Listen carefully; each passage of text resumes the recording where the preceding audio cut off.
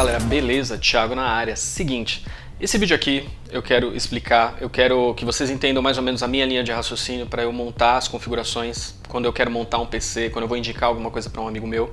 Por quê? Eu recebo muitas mensagens de inscritos perguntando assim, eu tenho tanto para montar um PC, eu quero montar um PC gamer, eu quero montar isso, tal. Isso daí é recorrente toda hora. Então, o que eu vou fazer? Eu vou tentar fazer um guia aqui. Esse guia não vai conter links, tá? Eu vou passar para vocês como que funciona a minha linha de raciocínio para montar um PC. Bom, vamos lá. Primeira coisa que tem que definir: quanto de dinheiro você vai gastar. É isso mesmo, você tem que definir a verba. Você tem 1.000, 2.000, 3.000, isso daí vai fazer toda a diferença na montagem. Se você tem R$1.000, você vai montar um PC. Se você tem R$3.000, vai ser completamente diferente. E outra coisa, você vai usar esse PC para quê? Você vai usar ele só para games? Você vai usar para editar vídeo? Existem diferenças. Aqui a gente vai falar só de PC Gamer, tá? Porque o canal ele tá seguindo essa linha de PC Gamer. Qual é a primeira peça? A primeira peça é processador, certo? Eu vou deixar aqui linkado um podcast que eu fiz, que eu falo sobre gargalo, que eu falo sobre preços. É um vídeo já antigo do canal e eu explico bastante coisa ali naquele vídeo. Então assista, ouça, na verdade é um podcast, então você só vai precisar ouvir. Ouça ele que eu tenho certeza que você vai gostar. Vamos lá, partindo do processador. Pra mim, o que é um PC Gamer hoje? Na minha opinião, tem que ser pelo menos um Core i5 2500 para cima, placa de vídeo tem que ser uma GTX 750 para cima ou equivalente, tá? Tanto o processador quanto a placa de vídeo, 8 GB de memória, certo? Daí para baixo, na minha concepção, não é PC Gamer, é PC que vai te dar dor de cabeça na verdade. Processador. Bom, vamos lá. Os jogos que você quer jogar, eles são mais pesados para o processador, eles são mais pesados para a placa de vídeo, isso daí também entra nessa conta. De forma geral, a gente tenta montar uma máquina que seja balanceada, ou seja, que você consiga jogar tudo. Só que se você for jogar, por exemplo, um CSGO, você vai usar o processador bastante e a placa de vídeo nem precisa ser uma placa tão forte. Agora, se você for jogar tipo o Rise of the Tomb Raider, por exemplo, ou o Batman, que são jogos densos para placa de vídeo, você vai precisar de uma placa de vídeo mais forte. Cada aplicação usa diferente os recursos da máquina e os jogos eles variam entre si. Você tem jogos que usam mais o processador, geralmente os jogos multiplayer online, e você tem jogos que usam mais a placa de vídeo. Geralmente os jogos de campanha. Quando você pensa no processador, você também tem que pensar o seguinte: eu vou querer fazer um overclock. O que é o overclock? Você aumenta a frequência do processador para ele ficar um pouco mais rápido. Basicamente é isso, tá? Se você for adepto de overclock, se você quer fazer um overclock, você tem que comprar então um processador que seja desbloqueado para overclock, uma placa-mãe que não seja chipset de entrada, que seja um chipset high-end de preferência, e um cooler bom. Se você não vai fazer overclock, você pode comprar um processador que seja bloqueado para overclock, você pode ter uma placa-mãe com chipset de entrada e você pode ter o cooler box. Você não precisa ter um cooler parrudo. Como definir o processador que você precisa? Cara, é simples, só que dá um pouquinho de trabalho. O YouTube tá aí para isso.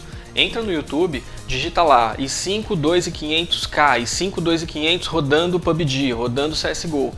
Tem um monte de testes na internet. O meu canal é um canal voltado para testes justamente para tirar essa dúvida.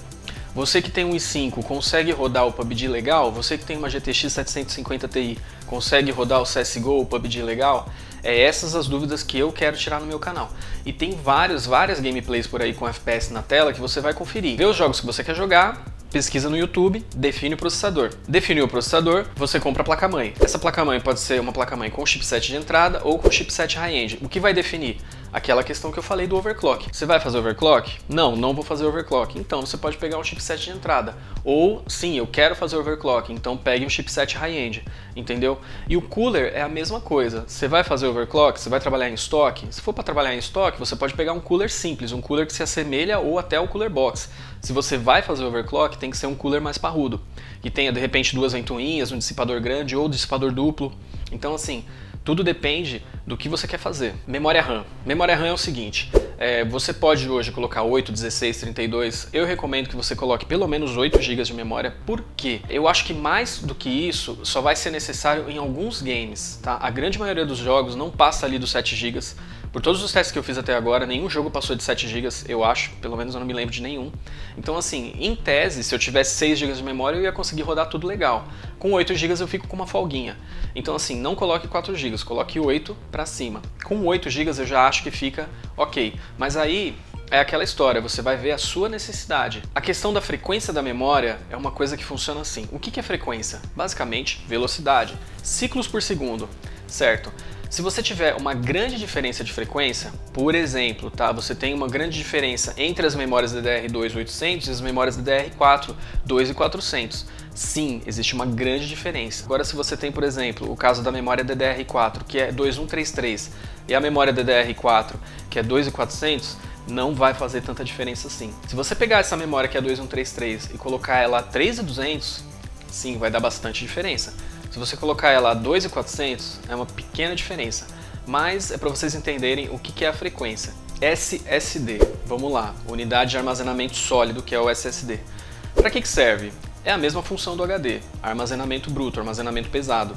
Mas a questão é que o SSD ele é muito mais caro e ele é muito mais rápido. Geralmente não se coloca um SSD de 1 TB num computador, principalmente num computador de entrada. O pessoal ou nem coloca SSD ou coloca um SSD de 240 GB para o sistema e um HD de 1 TB para armazenar os games e as coisas pesadas. Qual é a diferença? Vamos lá. Se você colocar um SSD para o sistema, você vai ter as tarefas de sistema, inicializar, desligar, coisas que envolvem a unidade C, você vai ter mais fluidez, mais rapidez, certo? Agora, quando o jogo está carregado, aquilo já não faz mais diferença. Então assim, um PC gamer tem que ter SSD?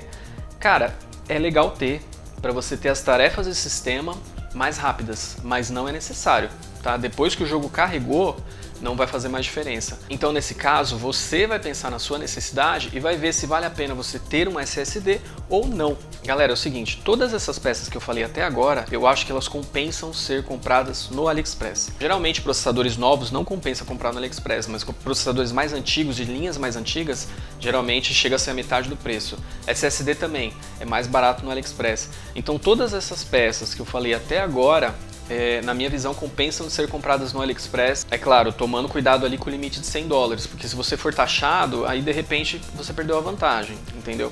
Agora eu vou falar de peças que, na minha opinião, compensam ser compradas aqui. A primeira delas é o HD. Eu já pesquisei bastante, assim, não compensa você comprar HD do AliExpress ou de qualquer outra loja, porque o preço é muito próximo. E aí você vai ter que esperar um tempão para chegar, você está sujeito à taxação, você tem o despacho postal, entendeu? Então, não vale a pena. Na minha opinião, HD compensa mais você comprar no Mercado Livre. Thiago, qual é o HD que você usa? Eu, Thiago, uso o Seagate Barracuda 7200. Por que eu gosto da Seagate? Eu gosto da Seagate porque assim, eu já tive que trocar vários HDs na Seagate e eles sempre me deram um RMA muito bom, tá? Eu não sei falar sobre o RMA de outras marcas. Você pode pesquisar, você pode comprar aí Toshiba, WD, você procura e vê o que você acha melhor. Vamos falar então de fonte de alimentação. Galera, fonte de alimentação é uma coisa que gera polêmica, hein? Gera polêmica. Por quê? Tem gente que só compra fonte com selo 80 Plus. Se não tiver selo 80 Plus, é bomba, entendeu? E, por exemplo, eu já considero que não é bem assim.